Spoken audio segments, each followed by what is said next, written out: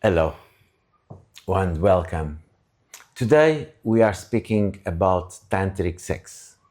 We are speaking about how we can bring this energy, that blissfulness, this orgasmic to our own life, to all day, to every day, to bring blissful times to our life, not only inside of the bed, not only in the lovemaking, but to bring that to every moment in life.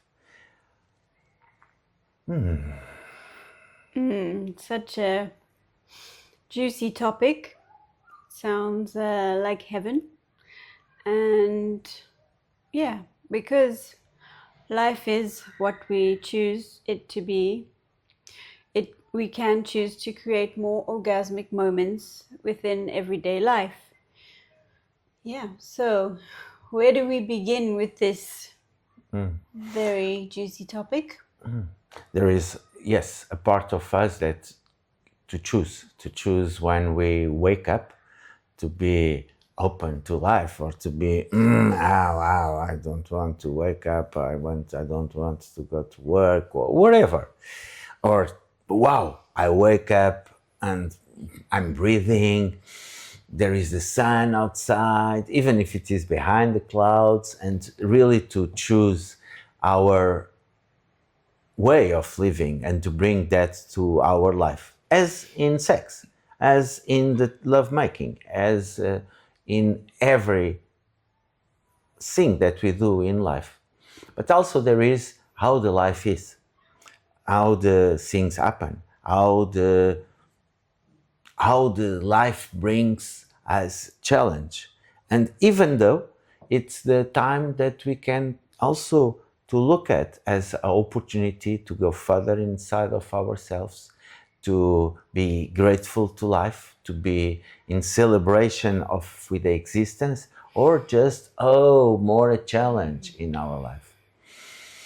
Of course, there is moments that might be overwhelming, and that's very important for each of us to be aware. It's a big opportunity to bring Tantra, to bring expansion of awareness in our life, and to auto-regulate, to see how is our nervous system, and to give a time to ourselves, to slow down, and to allow us to regulate, to integrate, through integration in our system, what is happening in our life.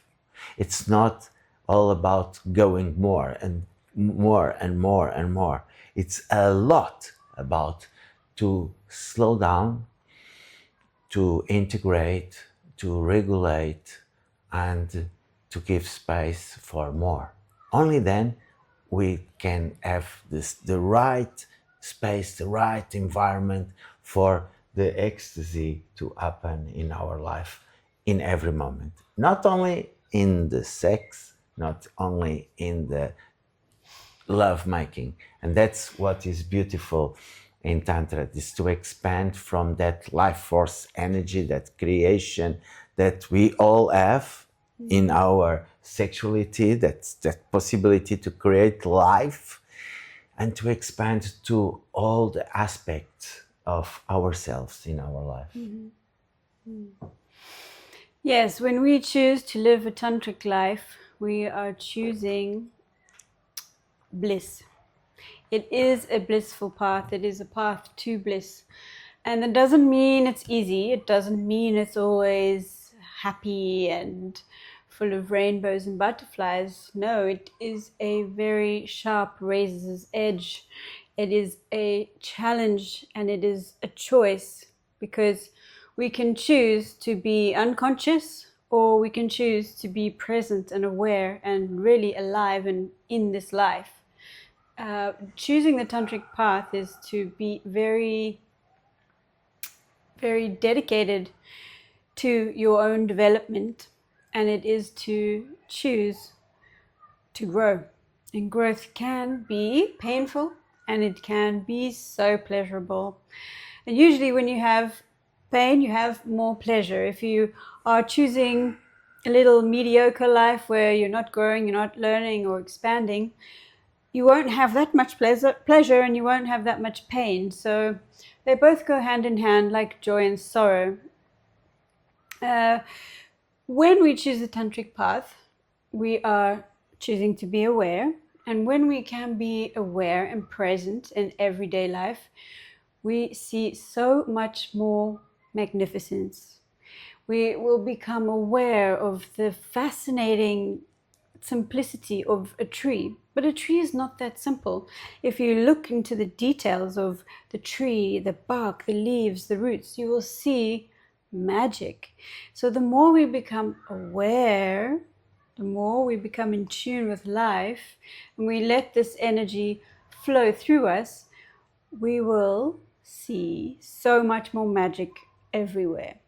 And yes, you will see the good and the bad, but there is another substrate to life that's neither good nor bad. It just is, like nature, like the nature of our bodies, and like making love, like having orgasms, like making this orgasmic peak into a state rather than just a goal. So we can, with our awareness, with our meditation practice and tantric practice, when we have things, experiences like an orgasm or even just bliss and pleasure during a lovemaking session, we can start to soften into that and let it expand outwards. And when we practice that often enough, it can become more of a state than just a short experience. It's never too much to remember that all what we say, it's about our own experience in our own path.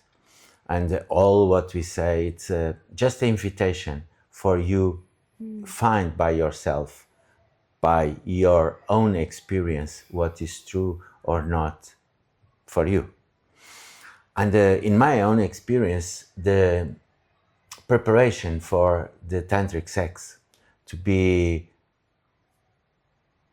on the meditation, to be more aware of the present moment, to be more aware of my own energy and the energy of my lover, it's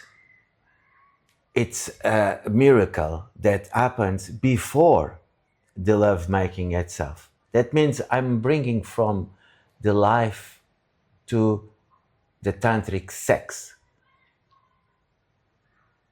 the foundations from meditation and love to the practice of tantric sex.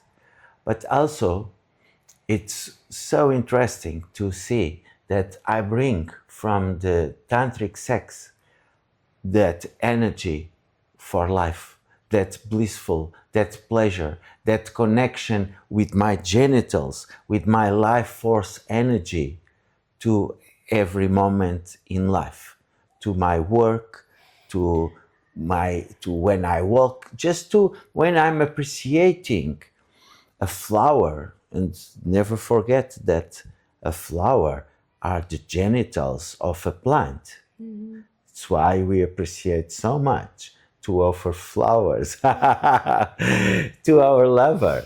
Yeah. Sometimes we forget that we like to smell the genitals of the flower, of the plant, and we like to offer to our lover the flower.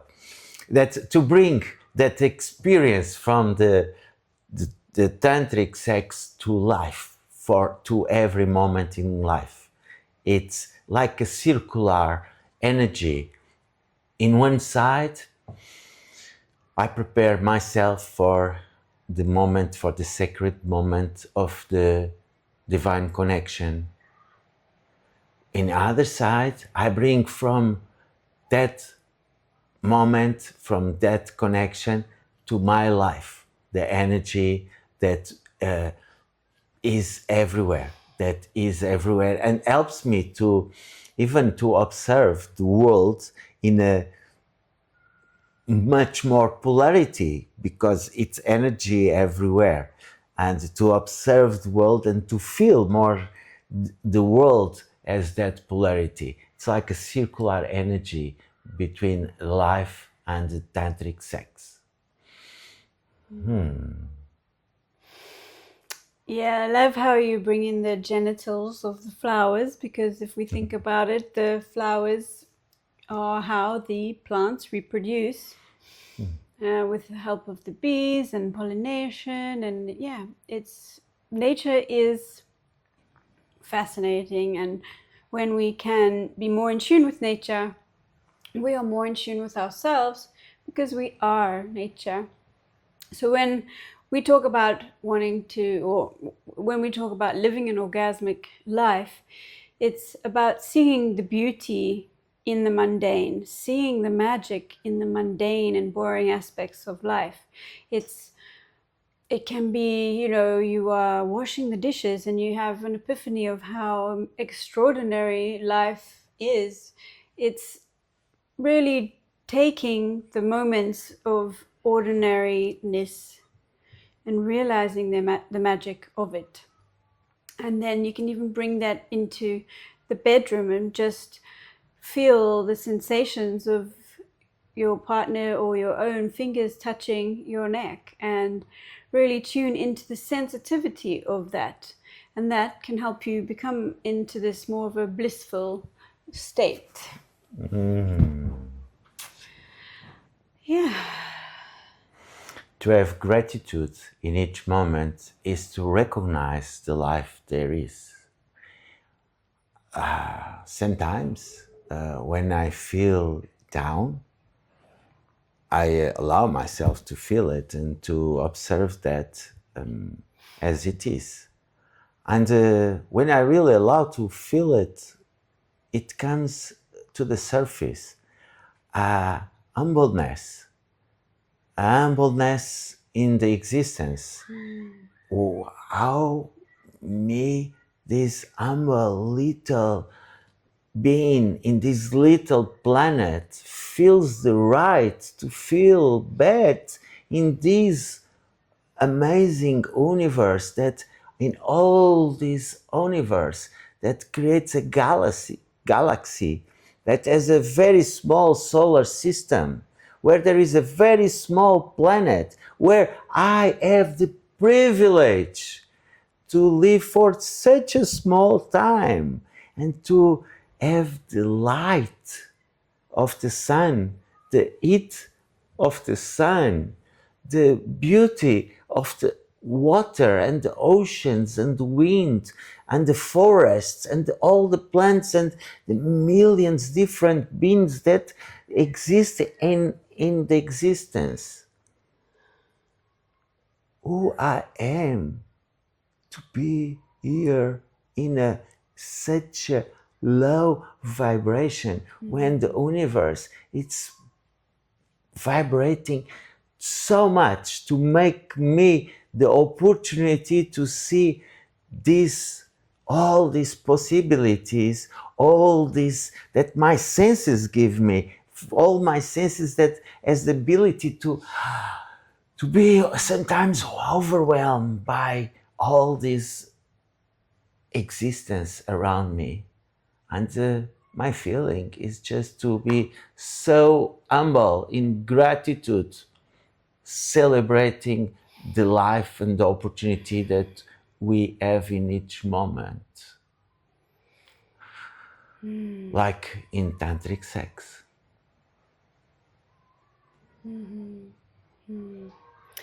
I think you hit the nail on the head there with the referral to frequency.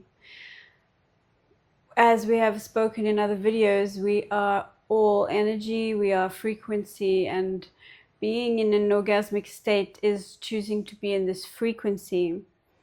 And you might say, oh, but I'm not, I'm so like this, I'm so like that, and I can't get there. And that's your choice, and those are the stories you tell yourself. And maybe you're not there yet, but there are practices and things you can do to get to a state that is blissful, that is orgasmic. Because bliss and joy is our fundamental state. But that doesn't mean that we will oscillate between other states, and it's normal. But when we come back to our homeostasis, when we come back to our original form, it is bliss, it is joy, it is compassion for all beings. There is no such thing as racism when you are born. It's a mental concept that we've created. And if that's an example of like a concept that we don't have to choose. We can choose to be loving to all beings. And when we choose to be in a specific frequency, we can keep going back to that frequency. But the one thing to avoid is to have expectations. Oh, I saw somebody influenced me and they looked like they were living such a happy and orgasmic life. I wanted to be like them. And then you have this idea like, okay, I'm going to do all these practices that they did and I'm going to get there and then I'll be like that. Because as soon as you are expecting to be like somebody else, in your opinion, because you don't know what that other person, what it is really like being that person, you will see from your own perception what they are like. But we have to know that our experience of an orgasmic life will be individual to us. That's why we are so insistent on our viewers using their own life experience to create their optimal frequency, their optimal way of life, because you are your own guru and there is nobody who knows what you need more than yourself. And yes, you might get lost or you might need support and guidance. It's perfectly fine to ask for help, to go to teachers, but not to expect the teachers to solve your problem or to give you the answers. They can guide you, but they cannot tell you the truth of who you are. And once we take the time to get to the frequency that is like our optimal homeostasis vibration, we will know then that the truth is always inside us. Beautiful. Especially in these times of social media and over media, that many people are trying to sell just one side of the corner of the coin, the bright side of the corner, forgetting that if is a light in one side, there is also darkest in the other side, and just showing that, and maybe you start to compare yourself and to try to be better because you want to achieve something. Our message is other. It's to be true to yourself, is to see possibilities and see this possibility of being grateful to life and to celebrate life. Yes. Also the possibility to allow yourself to feel whatever it comes, even if it is painful, respecting your boundaries, respecting your limits, respecting your nervous system, to allow yourself to slow down in this society that is so speed up. We need to slow down to feel. If it is a society that is a culture that is so much on the performance side, to achieve something, take out that and experiment the other side. And be yourself as you are and bring that to your sexuality. Doesn't matter that you don't have to have a strong discipline to have to be doing your practice, even if you feel that I want to sleep more or I just want to go out. No, I'm going to do it because I know that's good for me, and after that I will feel good. To bring the practice of being present in each moment. Yes, sometimes why not to get numb? Why not to get spaced out? Because sometimes it's difficult to feel what is there in each moment. Take time, slow down, take time to regulate yourself and keep as possible for you, being present for yourself, being present for what it is. Especially take the shame and the guilty of not being where you expected to be from your own self. Take that out. Or if you don't want to take out, just observe. Oh, it's there. Maybe this guilty is serving me for something. And maybe because you bring that to light, it controls you less. It gets less heavy, because everything that we hide, that we try to hide, especially from ourselves, it gets strong, it gets compressed, it gets pressure. If you just have the courage, respecting your nervous system, your boundaries, and to bring to the light, to yourself, eventually to others, that's what is happening right now, here. That thing is not compressed, doesn't gain force, doesn't gain more pressure, and you just live with what it is in each moment. To bring light to what we hide, it's fundamental. To expand, to be in tantric path, it's not to do sex for 6 hours or 8. It's or to have 20 orgasms in one day. That's amazing. If it brings you happiness, if it brings you joy, that's perfect. But it's to expand our awareness. It's to expand our awareness. And at the end, you can say, oh, the tantrics, the true tantrics are so alive, are so, yes, it's true. Why? Because it's simple. Life itself, life, the world, it's very alive. It's all atoms, it's all energy. It's all to celebrate, yes, and to bring that to more light. It's also fundamental to have the courage to bring that joy to the light. It's courage, because it's much easier to be in a negative, compressed place where, oh, no one will be with envy or jealousy of you. It's much more risky to be full of life, to be doing what you really are here in this planet to do it, in your work, in your financial life, in your creativity. It's much more risky, needs much more courage.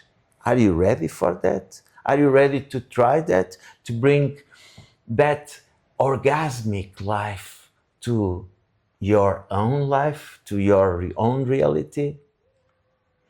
That's my invitation.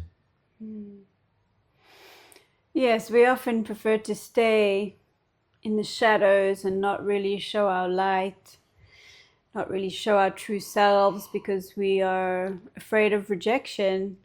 And it's because we don't fully accept ourselves first. We haven't developed our relationship with ourselves to be a loving one with compassion and respect and recognition of who we are. We might believe we are shitty human beings that have nothing to offer, but each one of us has a gift, and each one of us is a gift. And I had this realization some years ago on my self-love journey that, you know, for me to not love myself was basically a rejection of God, of basically saying to God, well, even just my physical body and my personality or whatever, I was like, I don't like myself. And basically me saying that I don't like myself was rejecting the gift that I was given from the divine, from God, which is very ungrateful, I would say, and quite selfish. I would say, you know, for me to learn that was one of the most transformational things. I was in shock of how disrespectful I was to the universe, to the divinity that creates all life, because you are a part of life and we have been separated from it to think that we are less than or better than. We just don't understand that we are one with nature. We are nature. And when we understand that, we can feel so much more relaxed in our bodies, that we belong here on the earth. Like, you are a gift to the earth. You're not an accident.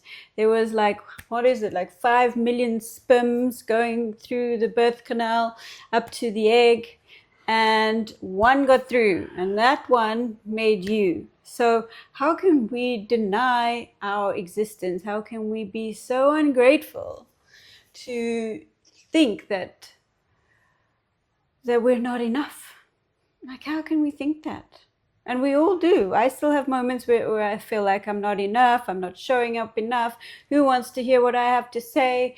You know, we all have this imposter syndrome at certain times in our lives, and that's okay too, because it makes us question how we're showing up. And yeah, we can take the easy way out and not show up and stay in the shadows and live a mediocre life, or we can grab our life by the horns and show up. And when we do, when we really step into our full power and accept that we are part of nature, and accept that we belong on this earth and we have gifts to share, then we will feel the aliveness. We will unblock that contraction and allow divine grace to flow through us.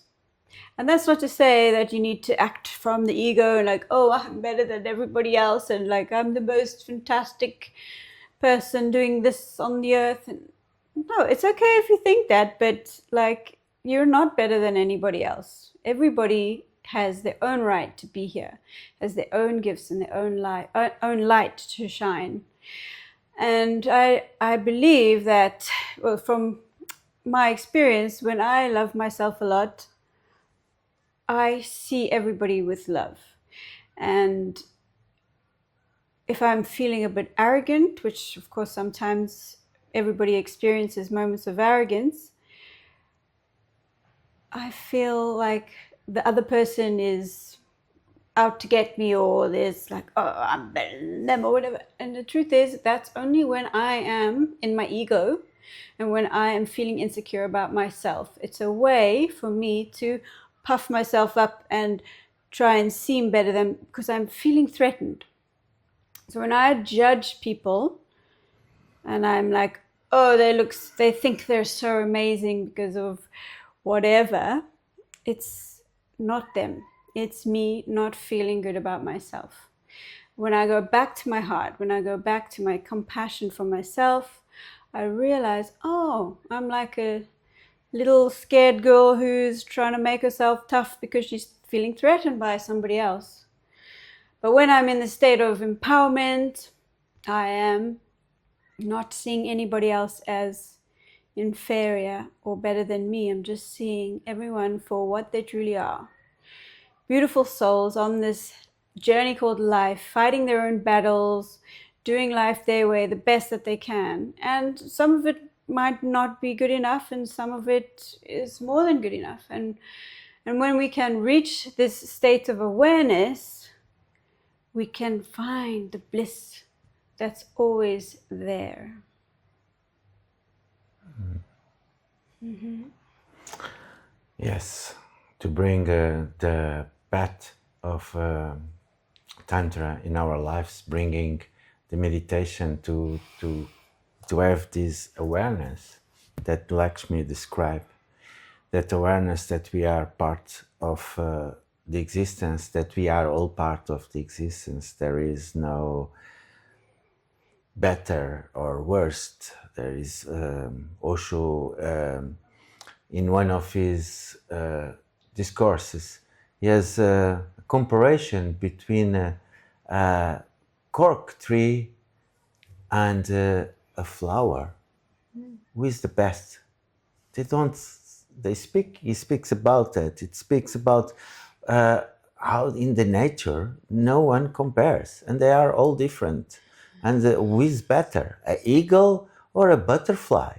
Both they have their own beauty. Very different.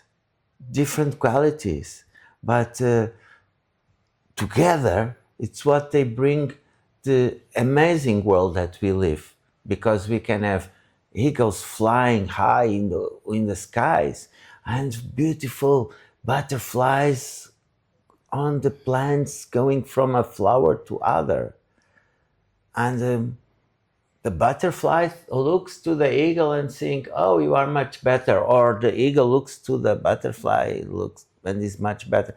Doesn't make any sense.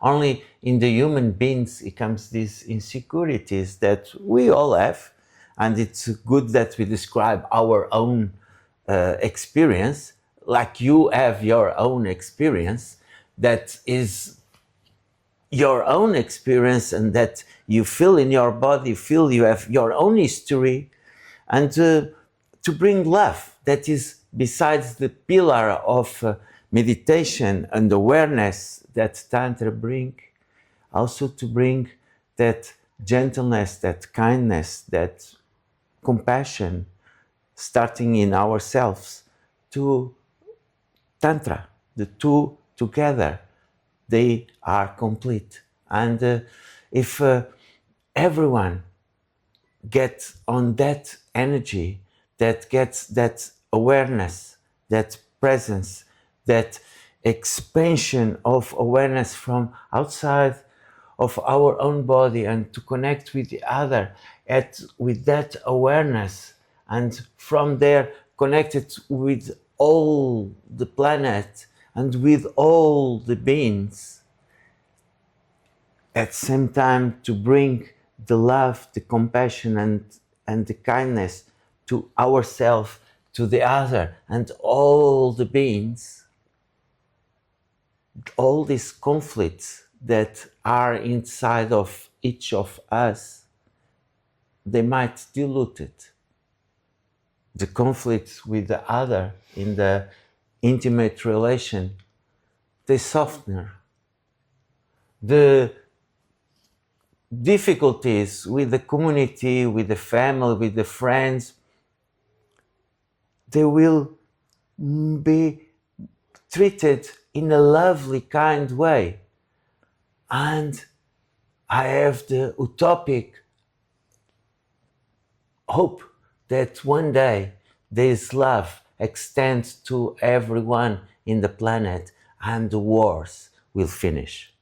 They will finish from our acceptance of our love, to acceptance of our sexuality, and to accepting our presence, to connect with the present moment, to not be stuck in some story in the past or with the expectation of something in the future. And then Tantra, it starts to be orgasmic life for everyone in the planet, because the conflict might dilute it in this process, because we accept our sexuality.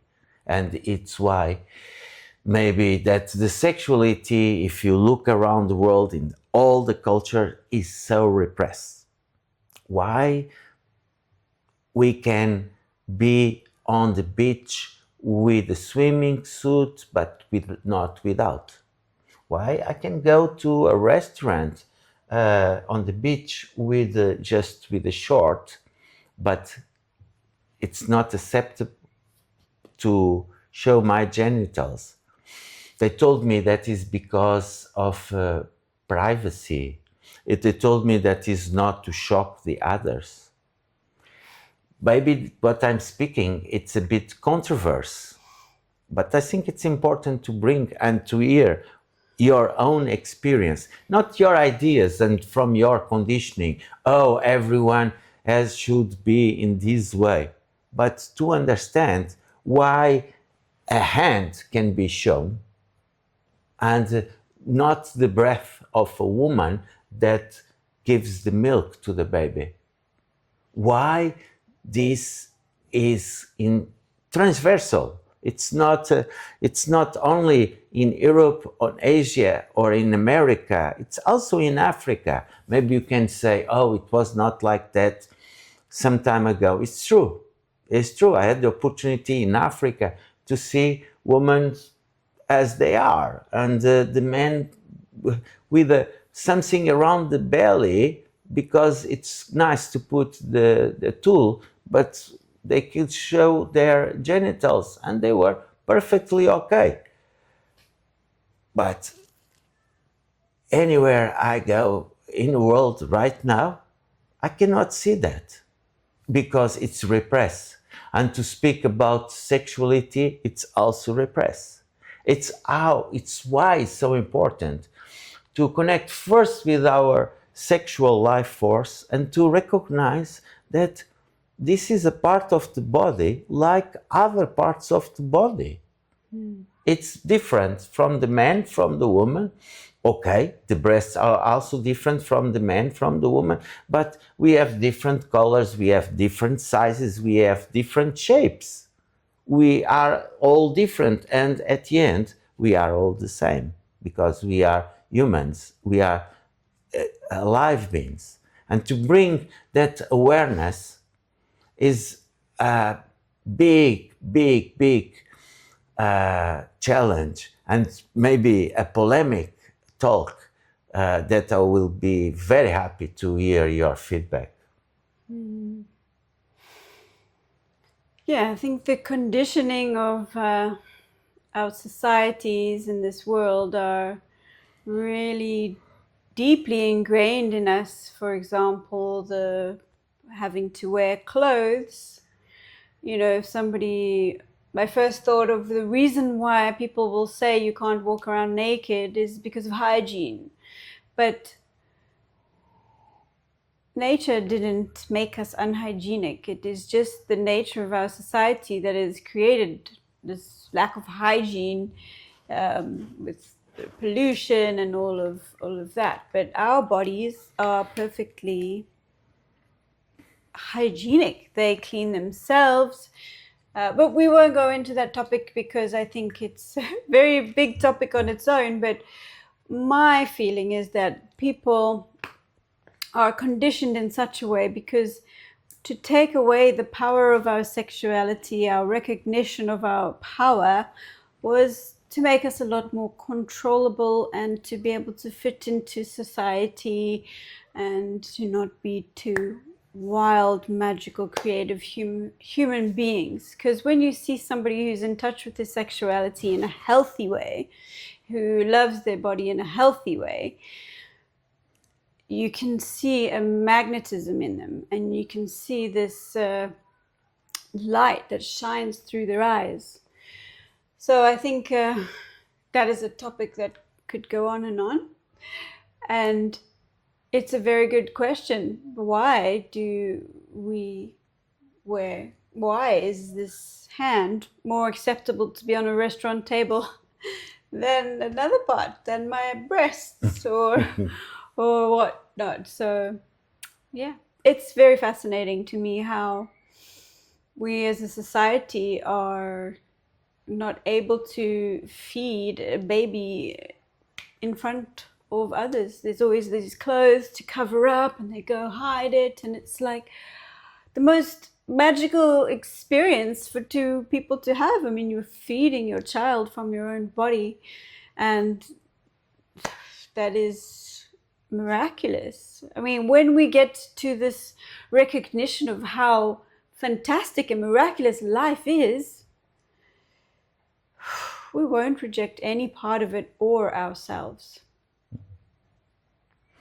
And if we don't reject any part of ourselves, if we are okay with our sexuality, maybe it stops to have so much repression in different levels of the society that generate the perversity, that generates horrible things in the world with sexuality. That if the sexuality could be seen as we feel it, it is in our own experience, seen as a natural part of life, a natural and fundamental part of life, all the perversity, I really believe that will be diluted totally.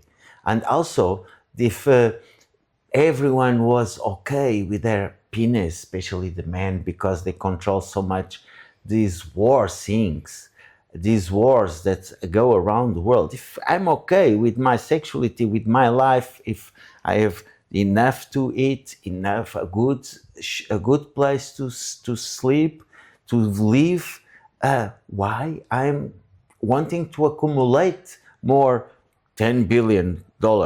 Why I'm going to go to work like a crazy when I have already $1 billion that is more than enough for I live?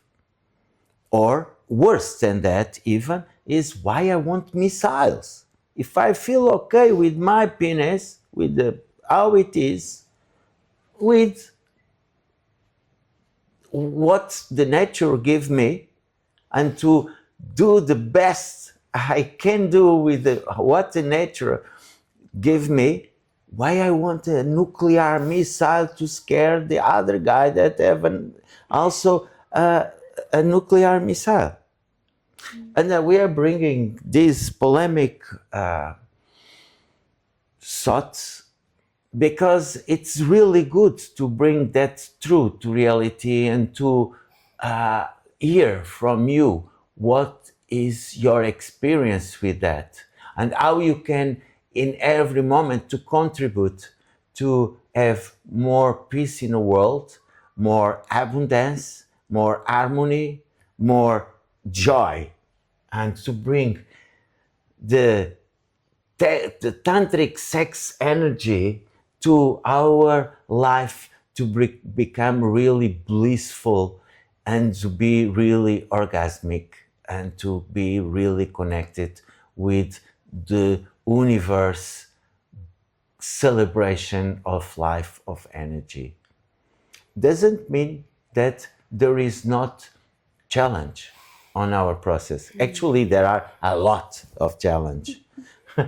A lot of challenge in the world we live in the questions that internally each of one of us have.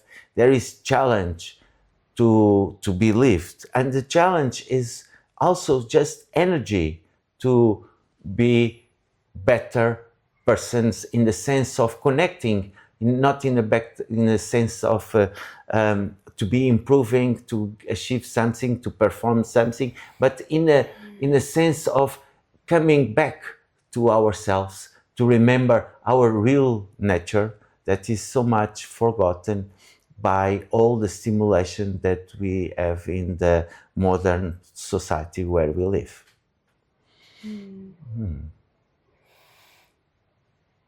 It's a really interesting question, that topic that you were discussing about the wars in the world and the men who are, or women who are wanting to accumulate more. It's as if they don't know how to fill the void inside them, so they do it with external things and dominating others, taking land, suppressing cultures or destruction.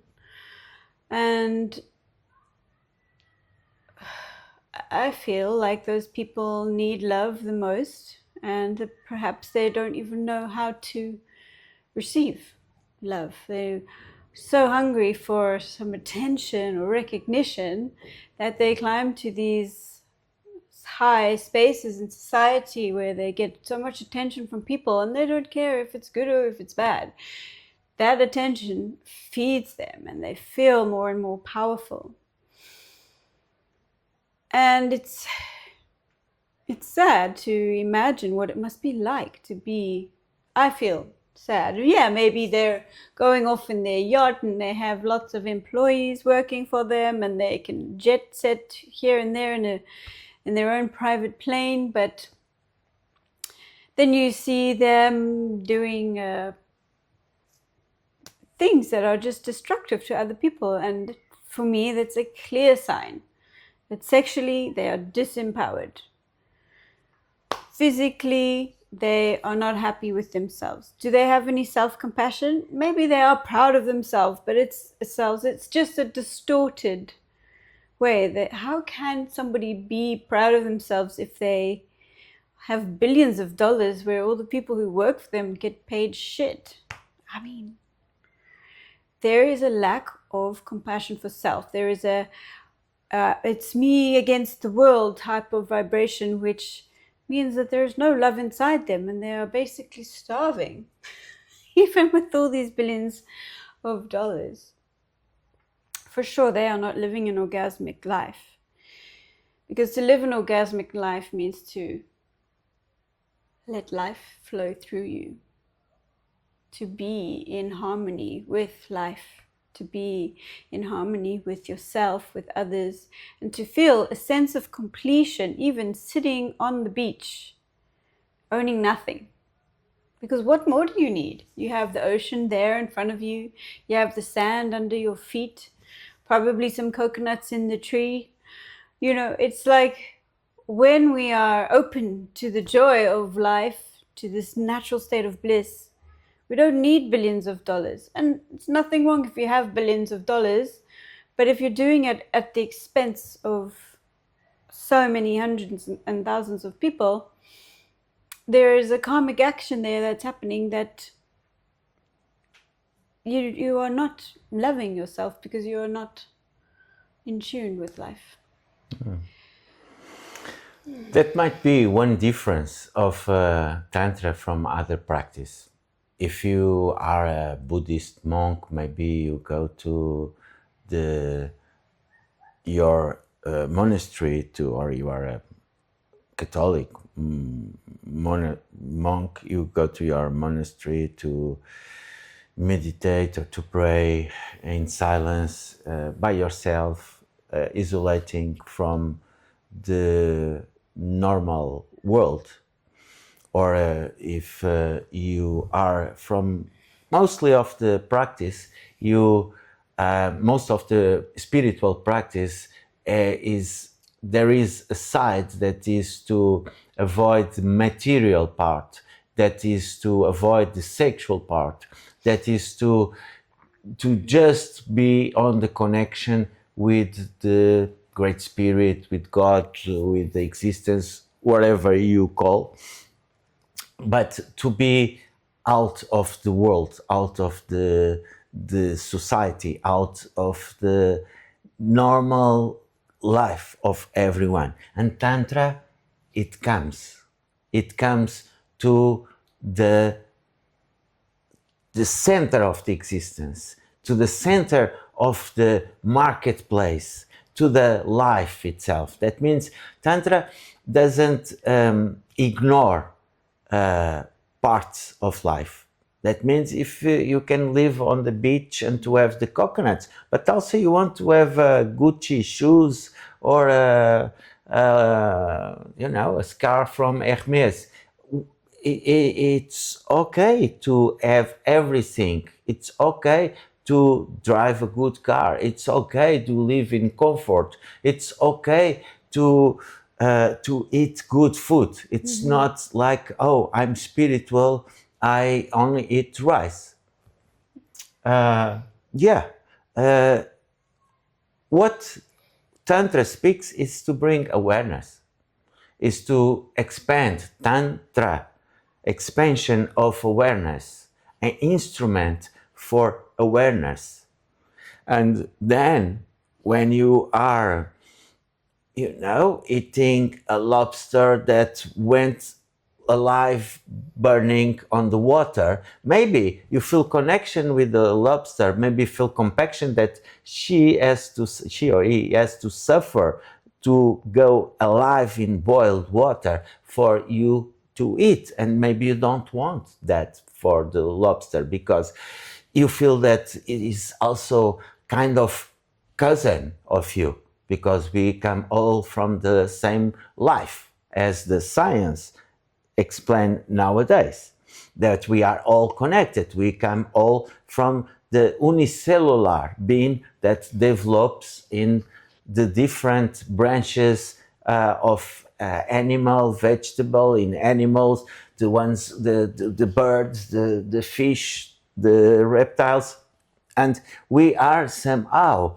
all connected. And when I see the lobster, in my own case, I stop to eat lobsters because I don't want to be contributing for that, or I don't travel private jet because I don't want to spend so much, not the money, but the fuel that it has to expand, it has to expand to arrive to somewhere where there is enough dioxide carbon on the air, and that's not good for my lungs, for the air, or for all the other beings. That means just examples of options that I can make it, not related with the belief system that I should only eat rice and I should live in a very small room, and I should not practice sex because that brings me more spirituality, but to have the opportunity to eat that and to expand my consciousness and to say, I want this, but I don't want that, is to look at, and I want to live here because I feel good. It gives me a healthy way of living, but I don't want to live in that way. And why the sexual part? It's so repressed in mostly of the spiritual traditions. Just ask yourself, and ask yourself how you might repress your sexual energy. And no, not to feel guilty about that, but just to create more awareness. And when you create more awareness, even if you don't like what you see, it's amazing to see what we can see, because that expands our awareness. Mm-hmm. Yeah, expansion of awareness will really help you to transform your life, will help you to grow and expand, because it's not staying stuck, it's being open to life. It's choosing to live from the heart, even when your heart wants to shut down, tell everyone to go away. You really choose to show up for yourself, to show up for the people in your life, for your partner, for your kids, or whatever is going on in your life. When you keep contracting and you choose to keep your awareness small, it's okay, but you're going to stay in this small tunnel vision type of existence, and there's nothing wrong with that. But if you're watching this video, that means that you're interested in having a more joyous life, a more blissful and more orgasmic life. It means you are seeking to be the fullness of your own self, to discover your full expression of your aliveness. And there is no aliveness without acknowledging our sexual power, because this is our fundamental creative source. You can be super creative, and that is using your sexual energy. You can be very creative in making lots of money. That is using your sexual energy. It's just that when we think of it in terms of sexual energy as in having sex, we think, oh, there's something wrong with us. It's like shameful, or we can't talk about it, or we can't admit to the world that this is the energy that we feel. And yes, a lot of people live very juicily and in their vibrancy, and it's okay, but a lot of us feel like we don't have the right to, or we are ashamed to, or we are afraid to. Things could have happened earlier in your life that help make you block it, and you don't feel safe showing it. And if that's the case, it's okay. We can go slowly to gently start to help you to expand into that creative life force energy. And that is how you live a more orgasmic life, is cultivating this energy. And it's not that you have to cultivate it to make it more, it's that you have to be more aware of what already exists inside of you. It's like a pulling off all of the layers of protection that have been there protecting you, serving your life, serving a purpose.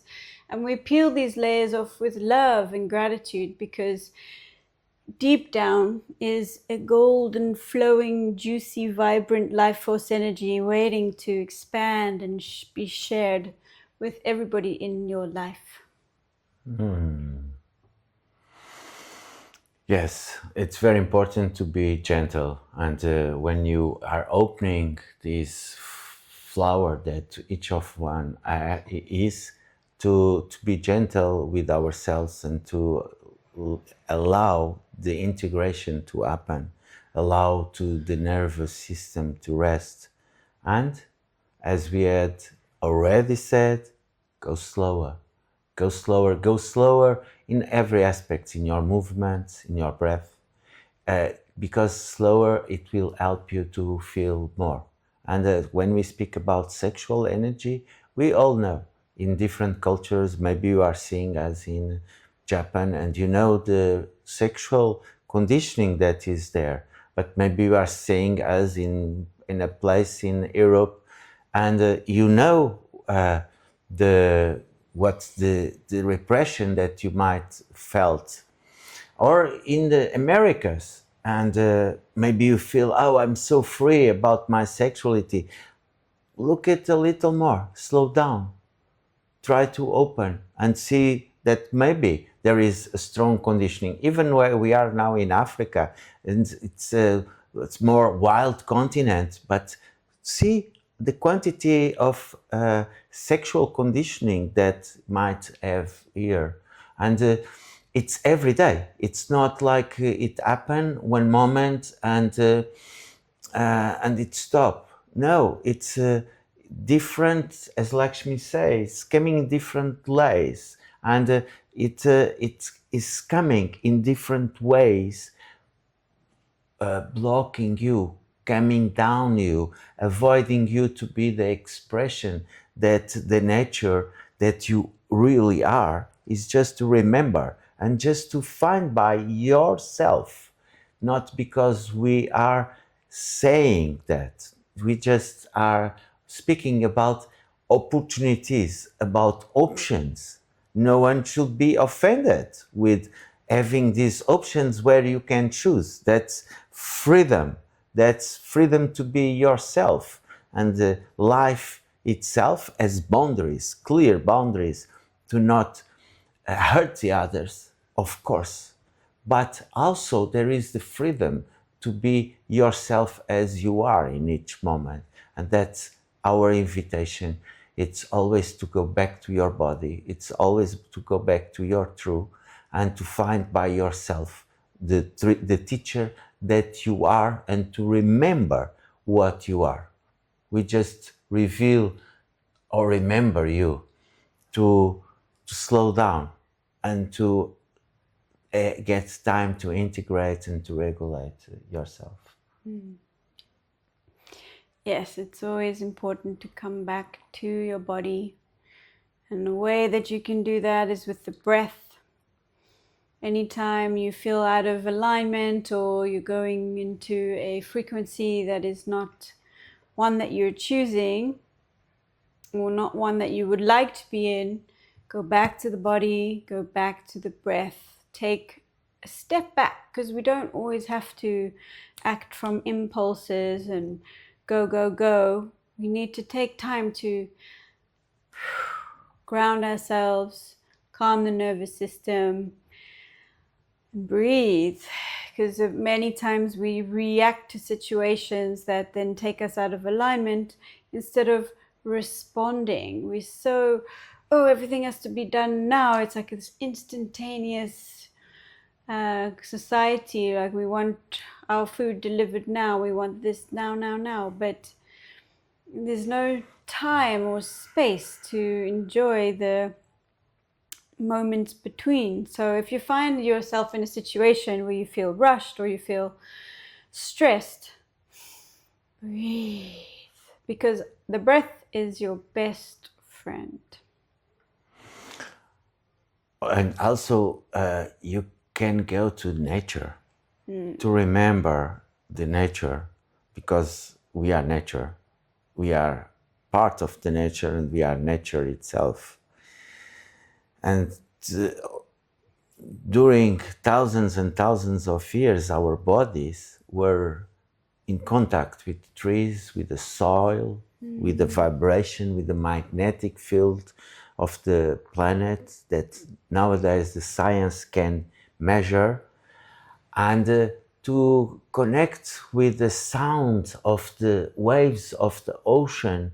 In my own experience, it comes down me. It connects with the true reality, with the purity of the life, and that brings us what is the orgasm life, with the orgasmic life that we can live in each moment. And nature, it's full of orgasms, because the plants are always reproducing themselves. The little bees and the insects and the birds are all the time reproducing and being in orgasms. The life of the nature is really a good vibration for our body, our cells, our atoms. They recognize that, recognized by our senses, by the fragrances that comes from the trees or the flowers or the humid soil, that connects more with our own nature. And our own nature, we were made by an orgasms. We all had been originated in an orgasmic moment. And it's so interesting that the existence, the nature, it creates this amazing possibility to reproduce. And it's particularly interesting in the human beings that we have such a strong sensations, such a strong spiritual awakening on the connection, on the real pure connection, sexual union with the other. Because we could simply, the nature could simply, as in certain animals, to be much simple. You could be touching the hand of one or father touching, we pass the sperma, we get the fecundation, bye bye, go, boom. But the nature wanted to this moment of creation of life, that magic, to be so sophisticated and so simple at the same time. A special mystical magic moment to our lives. Yes, thank you, nature, for making our lives so pleasurable and for making love making so pleasurable. It brings us a lot of joy and struggles as well, but the fact that lovemaking can be so pleasurable is in itself a gift. And imagine we weren't driven by this desire to make love, to connect with another. It would be a pretty sad state of affairs, but this way of wanting to connect and wanting to be central and wanting to be recognized in our beauty and in our attractiveness, it makes life so much more interesting. And it's happening nowadays in the world that there is some sexual fire reducing, it looks like, because Europe is getting getting less population. Japan is getting less population. US is getting less population. Even the South America and even China, it's stabilizing, and the trend is to reduce the population. Only India is still growing the population. And some information about the world that I found quite interesting. And only Africa is still in a growing process of population. It's interesting to remember that we have this fire, and maybe it's good to reduce to the population to have less human, maybe less human beings in the planet for the other species to be more balanced with other species, but without having any kind of judgment if it is good or bad about the population. This is happening, and there is a fire, sexual fire, that needs to be observed and to be maybe fit, because that fire, it's the fire of life, it's the fire of the existence as humans with consciously, with awareness in this world. Yeah. Good. Yeah. Thank you for your presence. Thank you.